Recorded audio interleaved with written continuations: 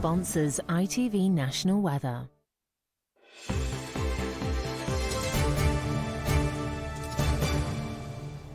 Hello again. Now the main stories in London.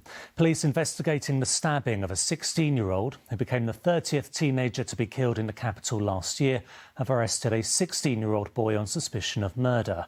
Emergency services were called to the attack on Philpotts Farm open space close to Heather Lane in Hillingdon on Thursday evening. Despite the efforts of paramedics, he died at the scene. His death means teenage killings in London are at an all-time high. Formal identification is yet to take place. Tributes have been paid to a much-loved and talented 19-year-old who was killed when he was hit by a train between Alexandra Palace and Finsbury Park. Conor Maren's family, who are from Northern Ireland, say he died at Hornsey railway station just before 1 o'clock yesterday morning. Great Northern Rail have called it a tragic incident. There are further signs the Omicron variant is much milder than Delta after NHS England revealed that only 6% of those in hospital in the capital require a ventilator. Yesterday, there were 3,744 patients being cared for, compared to around 1,000 at the end of November. However, figures from the same period show the number of mechanical ventilation beds in use increased to 230. That number was 5 times greater in January last year.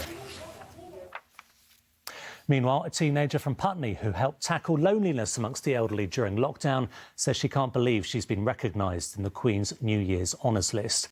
18-year-old Nina Anderson received a British Empire Medal for encouraging school children in Wandsworth to write to care home residents during the pandemic.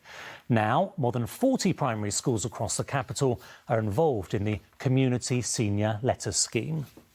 I was just completely over the moon. I came back from school and I just saw the envelope and I opened the letter and it said that it was from the Cabinet Office, and I couldn't quite believe it at first. I mean, it's still kind of sinking in, but it feels so amazing. It feels great.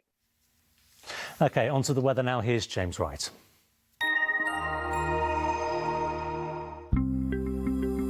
Making the most of it, whatever the weather. Octopus Energy sponsors ITV London weekday weather. Hello there, good afternoon. The first few days of 2022, nice and mild, but it is going to be a changeable first week for the year. Things are going to get a lot colder and frosty midweek before we get a dose of the wet and windies. Now, we do have a sheet of cloud across us at the moment. It might break up a little bit. You can see even with that cloud, it is quite mild, topping out at around 11 Celsius. So through the evening and overnight, what will happen is that cloud will start to push back to the south, start to see 1 or 2 showers just sneaking through.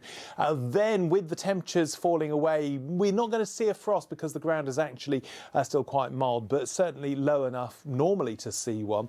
Then you can see this rain band to the north of us. Behind it is much colder air, so there is a risk up on, say, the Chilterns, 1 or 2 spots we could see a little bit of snow. That will clear through, and in behind it is much brighter and sunnier weather. But look at the temperatures, a real drop. If you add in the breeze too, I think we're looking at temperatures feeling like close to freezing, so do wrap up warm if you're off out tomorrow. Temperatures similarly cold on Wednesday, but with much less of a breeze, it won't feel quite as chilly, but there will be a frosty start.